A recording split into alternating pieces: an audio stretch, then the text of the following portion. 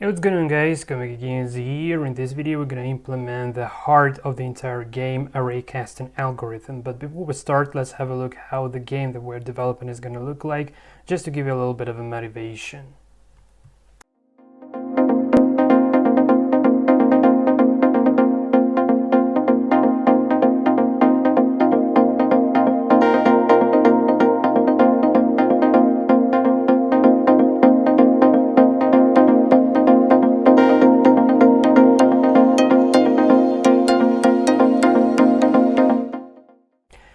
Okay, so first of all, let me clean up the code a little bit. So I just want to put this offset stuff into one place. So here we want to calculate map and player offsets. Okay, now here we want to draw a map. So draw map. Okay, let's say two-dimensional map to be precise. Okay, and here we want to draw player on two-dimensional map. That's pretty it. Okay, so our raycasting stuff would come here. So yeah, but before implementing it, we need to define a few more constants. So let's scroll up a little bit.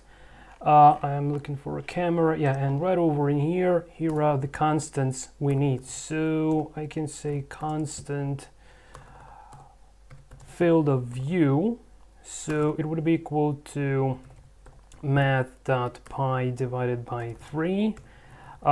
If we turn this into degrees, this should be exactly 60 degrees. Yeah, pi is 120 divided by 3 is 60. Yeah, I'm completely done with math, so sorry guys, it's a real challenge for me to calculate this kind of things. Okay, so field of view, then we want to have the half field of view. We'll need this constant to calculate the offset of from the player angle, and then we need to add the half field of view, and then we'll use the step angle to actually go from the very first angle of field of view until to the very last one. Okay, it's just too complex, it's too hard to explain, so let me just better show you this visually along this tutorial rather than trying to explain things. And yeah, and also the step angle is gonna be equal to field of view divided by width. So yeah, that's pretty it. And from now on, yeah, so we can actually go, let's inspect the output.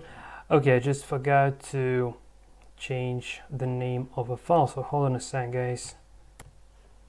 Okay, now it's much better. So we have part 4, and let's go and implement our raycasting. So well, actually a few more words. So the most naive and intuitive way of how to implement the raycasting is just like we've drawn this line from the player and up to, like, based on the angle where a player is looking at, and just added some small amount of, like, small step, right? So we could have used this exact technique to cast rays like this, step by step, but this step should be equal to 1 pixel, because otherwise we can just go over the cell itself and it's not going to be working. So, but that's incredibly slow, and also it has lots of issues with texturing later on, because when we texture the blocks, we might potentially want to have the one texture on the X side and another on the Y side. Let's say if we're going to make the textures for doors, this is going to be on the cards. So the method that is used here is an optimized method, and it's an adopted Bresenham's algorithm. So it's the adopted version of the Bresenham's algorithm used here. I need to say that, to be honest, I have no idea how the heck does that work actually, and I've broken down this implementation. I've took the implementation from one of the YouTube tutorials. I'll give a link in the description below this video pointing out to that tutorial.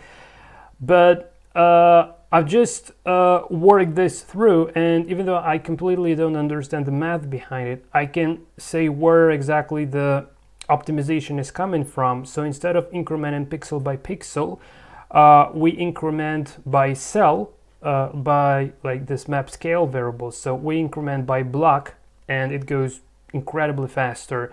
And in order to get the missing variable, we're using another piece of math, okay, which I don't understand, but we just type the code in now, and then we'll draw the line that is being created due to this algorithm, and then we'll go further on. So an important thing about this particular implementation, that there would be two parts to implement the raycasting. So the first part will define the ray intersection with the vertical lines, with this one, with this, with this, with this, with this, and with this. And then later we'll implement the logic to track the intersection of the line that is crossing the horizontal line. So this, this, this, this, this, this, and this one, and this one. So all the horizontal lines. And then in order to pick up the proper line, either the one that intersects with the vertical lines or with the horizontal. So to pick up the proper one, we need always to take the one that it has a less depth. So the shorter one is what we need. But again, it's really hard to explain, but now we'll divide this kind of like step by step, and we're going to be drawing the lines. It's needed only for debugging, so you may not do this on your side if you don't want to. But for me personally, writing demonstrating all of these things for my own self, for my own understanding, was absolutely essential to get how the algorithm works, even without understanding how the math behind it works. So let's go and do it. Okay. So here in the raycasting, so the very first variable we need is the current angle. So current angle is the variable. So this is the player angle. The current angle would be somewhere over in here. And then from here and up to here, we need to increment the current angle by the step angle, like this. But first, I don't really want to start with all the rays at once. So first, we'll just start with the only ray, the ray that is equal to the player angle, and then we'll do this in the loop to add the missing rays that would be filling the entire field of view. But we'll start with the only ray because it's really easier, and it's more didactic to see how that works. So for now, we'll say the current angle is equal to the player angle, like this. Okay, and the next variable is ray start x. So ray start x would be equal to where the player is. Not with all of this offsets. It actually happens somewhere over in here, but it doesn't matter really. So the ray start x is where the casted ray takes its initial point, so where it starts from. Okay, so ray start x is going to be equal to math.floor and player x divided by the map scale, and multiplied by the map scale. Now you might be wondering what the heck is going on here. Well, let's say that the player is not at the edge of the tile, but somewhere in between. However, when we're going to be casting the ray, we first want to get the actual.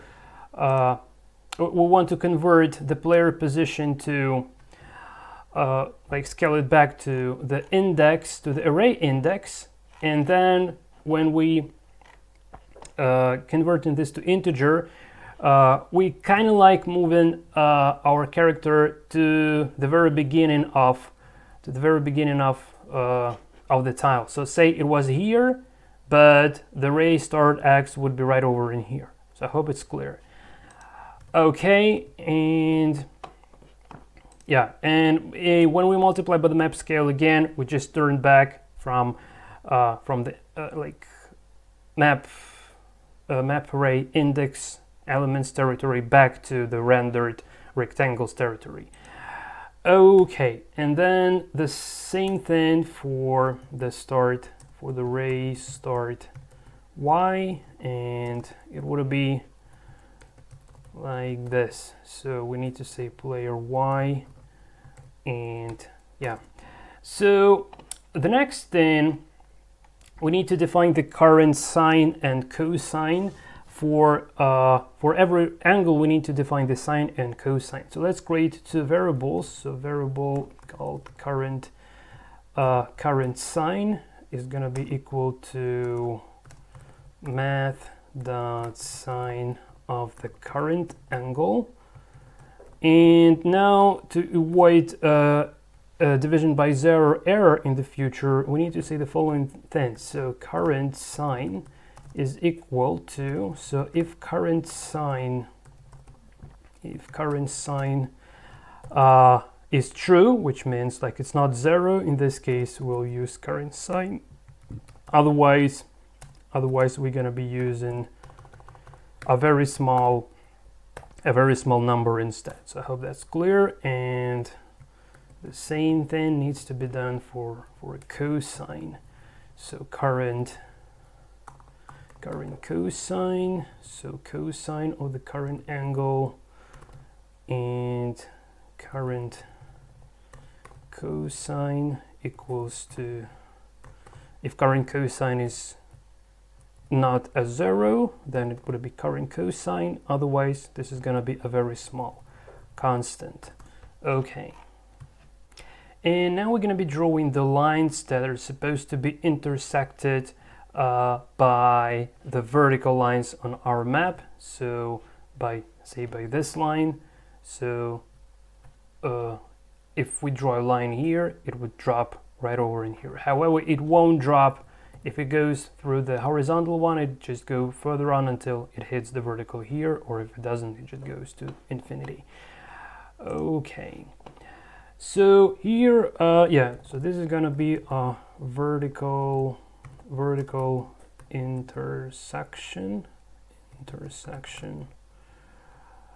vertical line intersection. So here we need to define a few variables. So ray and x is the coordinate where the end of the ray that was supposed to be casting from the player, from ray start x here. So here we will have the coordinate of ray x end, and ray and x, and ray and y as well. So ray and x, then ray and y.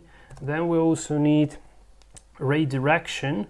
So ray direction x. And here is the point. So if we have so the direction is needed to distinguish whether we look in left or right, okay, or maybe up and down. I'm sorry guys, I'm incredibly dumb in math, so I'm not sure whether left or right.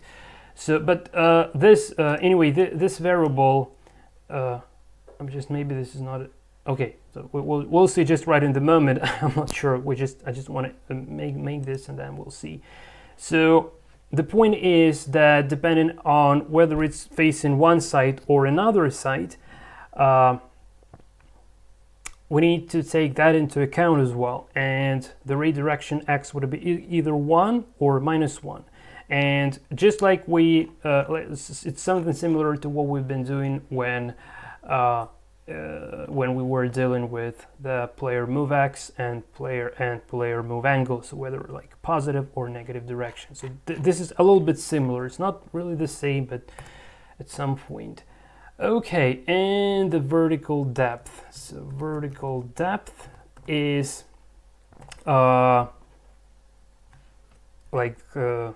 the depth from the player to the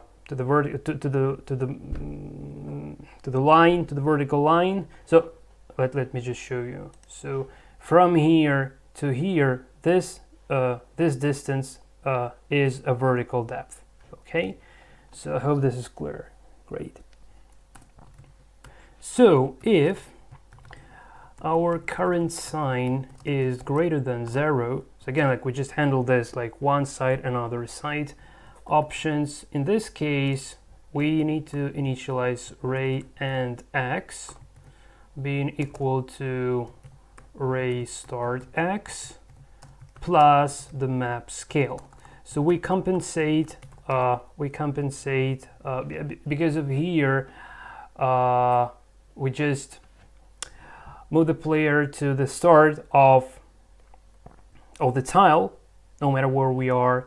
So it will look left or right, so we need to compensate that dependent on the current sign. Sorry guys, you'll just see how this works. I'm very dumb in this, I'm sorry, but just no one could explain me how this thing works, and it really took me hours to come up with this working algorithm by trial and error.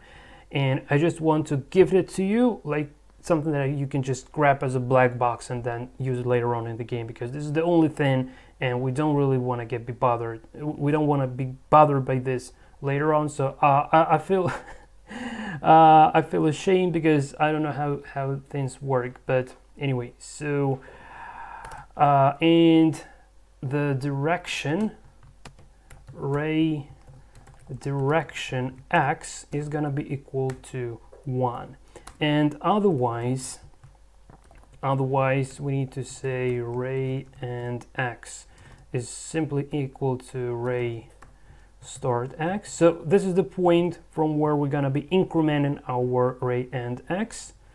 Okay, and ray direction x is going to be equal to -1. And also we're going to be using this ray direction to either add or subtract from the eventual map index to track the proper tile that our ray is intersecting with. But this is going to happen a little bit later on. Okay, so now let's define a loop. So I can say for variable offset, and this is the offset that we're supposed to be adding to kind of prolong our ray. I'm not sure what's the proper verb in English language for that.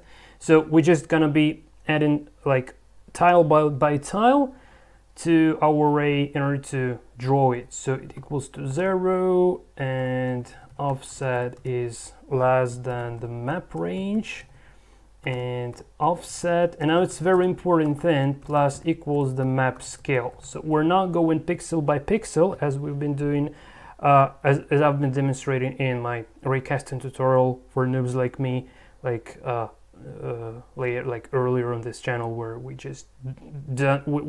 been doing like pixel by pixel incrementing, and we didn't get bothered with this vertical versus horizontal line intersection. So here instead here's where the optimization comes. So not pixel by pixels, but by the map scale.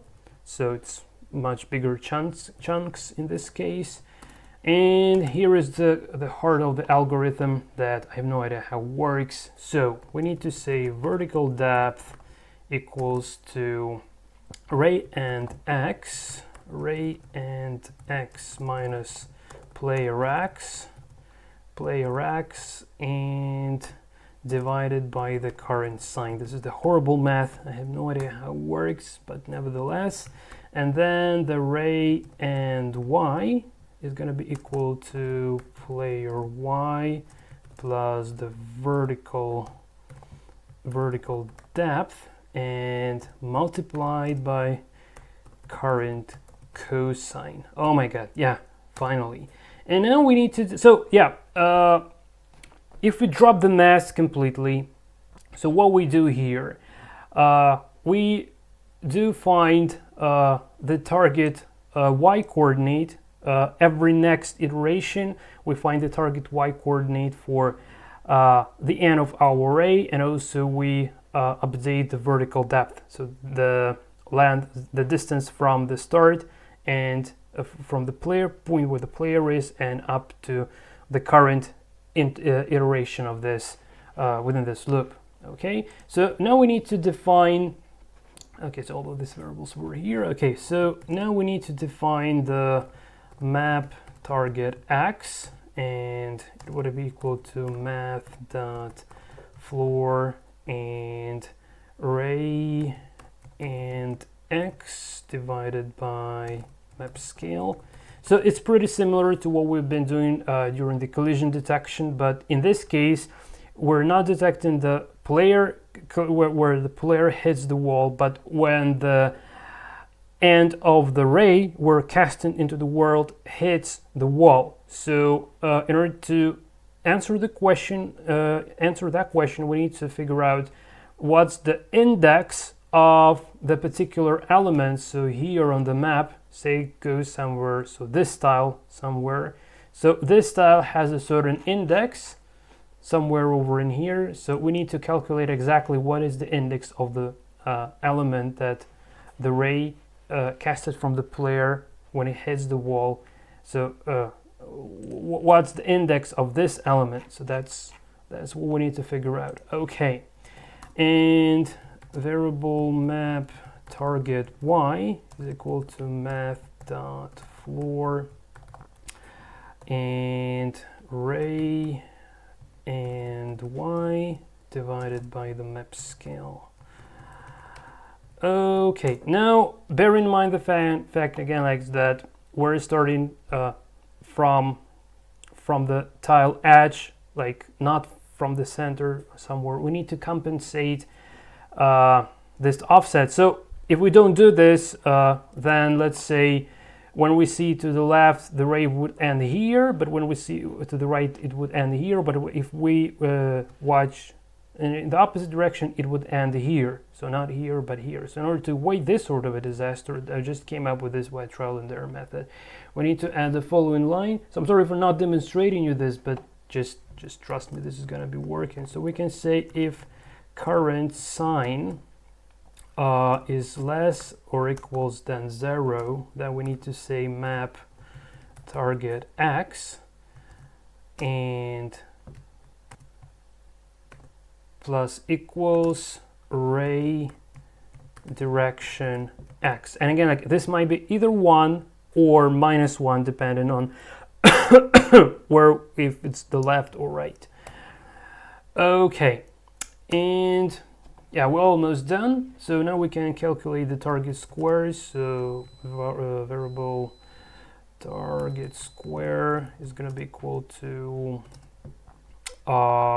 map target x, map target y multiplied by the map width, and plus the map target x, like this. And now we have a couple of scenarios. So let's say if target square is less than 0, so index is out of range, so the index of that we want to have a look, the index that we want to index our map by goes below 0, so it's out of range, or if it's more than the range of our map. So in this case we want to break, or target square is greater than map length -1.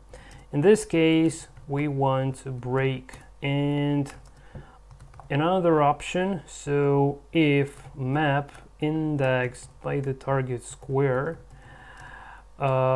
is not equal to 0, which means that we hit a wall. So if the index is equal to 0, then okay, we keep making the ray longer. But if we hit 1, 2 or whatever, then we just drop, so we're no longer casting our ray. So in this case we want to break as well. Okay, and finally we need to make an increment. So ray and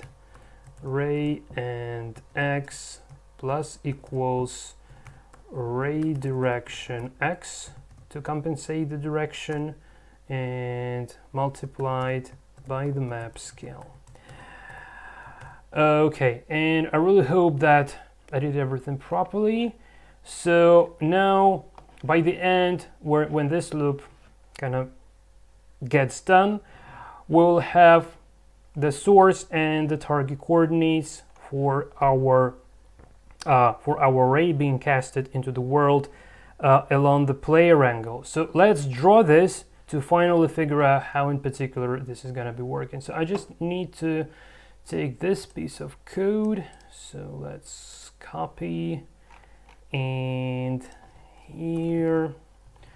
So let's say draw a vertical ray, not the vertical, let's just draw ray intersecting with the vertical line. So that should be clear. So let's make it lime. It's kind of green, a bit of width. Okay, so the starting point is ray start x and ray start y. Well, actually, we could use player map x and player map y as well, but just for clarity, let's say oh my god, ray start x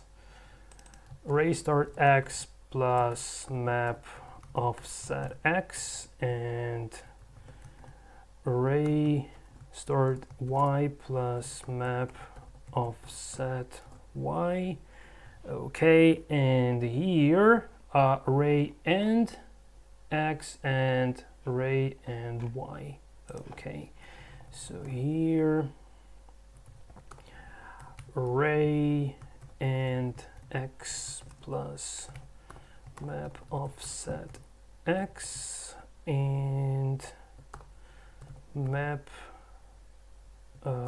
ray and y plus map offset y. Okay guys, so now it's the moment of truth. So I just hold my breath and I really hope to see a line here. No, oh my god, why I don't see the line? Map width is not defined. Oh, that's because it's called map size, not the map width. Yeah, I'm sorry, map size. I really want to see,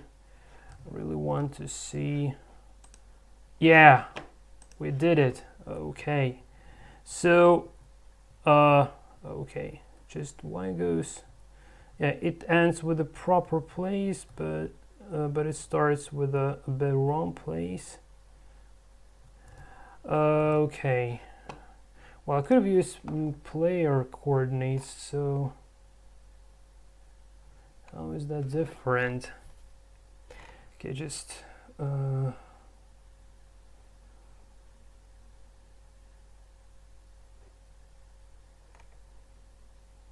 oh yeah, it's because, okay, yeah, the ray.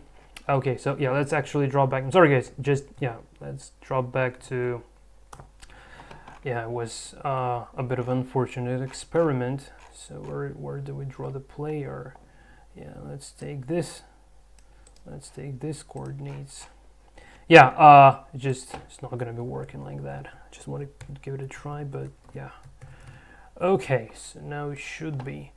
So yeah, and now let's see what we have eventually. So yeah, it's not seen that nicely. Yeah, maybe let's make it green actually, because it's hard to see what's going on there. It's better for when it comes to like multiple rays.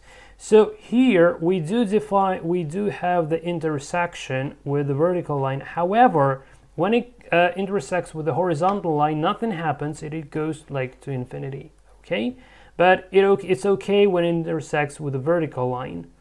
Okay, and something has gone horribly wrong with facing the other direction. Okay, that's what I was talking about. Okay guys, so I just need to figure out what did I do wrong. Okay guys, I'm sorry, just made this horrible error here. So we should say ray and x, and here a semicolon because we're just separating two statements. So now this should be resolved. Let's have a look, and yeah, so now it does intersect with the vertical lines only here, but it doesn't intersect with the horizontal line. So the next thing to consider is to provide the logic of intersecting our casted rays with the horizontal lines. So I just grab this piece of code here and put it down below, and we need to make some little changes. So let's make the color equals to brown. Okay, yeah, and here let's go step by step. So all the axes change to y's and vice versa, so ray direction y, and this is gonna be the horizontal depth. Okay, now if current cosine is greater than 0, ray and y is equal ray start y plus map scale, ray direction y equal to 1, ray and y equals to ray start y, ray direction y minus 1. Okay, so offset, so here we have the horizontal depth. Okay, ray and y minus player y multiplied by current cosine. Okay, ray and x, player x plus horizontal depth and multiplied by current sine. Okay, so target x, target y are the same. If current cosine less equals than 0, target x map target y plus equals ray direction y. Okay, target square should be the same, this condition the same, and final increment ren and y plus equals ray direction y. Okay, and now if I did everything properly, should draw 2 lines. Okay, and so here we go. So now we have the brown ray intersecting with the horizontal lines. So the green goes further around, but brown stops at the horizontal lines. This is essential. And here we don't see it, but we have the green stops here. We just don't see it, but trust me, that is so. So here we can see this actually much better. So brown stops here and green goes there. And here actually like green stops here, we just don't see it, and brown goes further on. Now the next thing to consider, we need to consider the shortest ray, and this is how we're going to be doing this. So for now, let's comment out this code for drawing lines separate here and here as well. I will just you will be able to play around with the code. Okay, and here well, it's needed only for debugging. We're not going to be using it later on, but for now let's just define the temp and x and y targets. So let's say temp, let's create variable temp y, temp y equals to ray and y, yeah, and temp x equals to ray and x. Okay, and now here let's create variable eventual like and x, it would be equals. So now we want to ask, so vertical depth, if the vertical depth is less than the horizontal depth, in this case we want to use this one, temp x, otherwise we want to use the ray and x. And the same for target for the eventual y. So and y, sorry, it's gonna be an error. Okay, temp y and ray and y. And now we finally can draw a ray. So let's copy it, paste, bring it here, and let's make it yellow. Okay, let's make it yellow, and here I want to use end X or the end Y. Okay, and if I did everything properly, now I should draw the draw the yellow line that stops every time it hits a wall. That's pretty it. So no matter if this is the vertical intersection, horizontal intersection, and here you see like every time it hits the wall, it stops. And this is way more efficient as opposed to incrementing this line pixel by pixel as which is the easiest thing possible. Okay guys, so now we need to cast exactly 300 rays, because that's the resolution for our game. That's the original resolution for Wolfenstein 3D. So these are the 300 pixels. They just scaled up, so the pixels are much bigger. And yeah, so we need to do this within the loop, within the field of view. So another important thing to consider, we need to make sure that the rotation of the player on the map and the rotation of the 3D projection should match each other, so they should be rotating to the same side. And in order to make this, we need the proper starting point. So bear in mind the current implementation. Here is how we define the start angle. So current angle should start with player angle plus half of the field of view. Okay, and now we need to take this entire code for this intersecting lines and make a for loop. So we want to sorry, nope, not here, obviously not here. Here we want to loop over casted rays, and I say for variable ray equals to 0 and ray is less than width. So that would be 300 rays, because we have the width equals to 300s, and ray plus plus. Okay, so here we want to get current angle, sine, and cosine. That's pretty it. And at the very end here,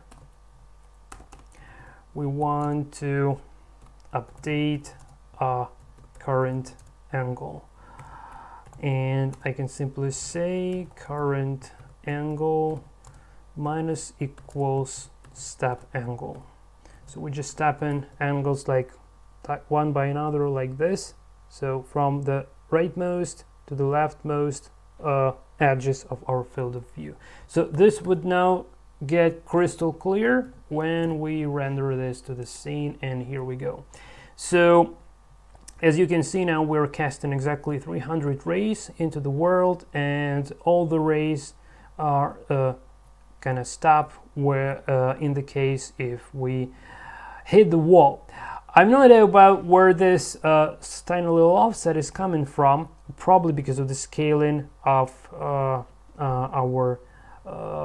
map. I think that might be the case, maybe not, I don't know. But anyway, I just didn't have this problem when I've been implementing this in Python and Pygame.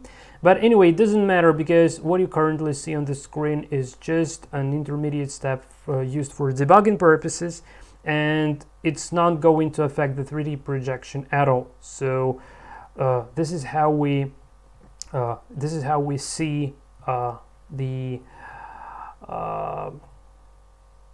this is the heart of raycasting algorithm on its own.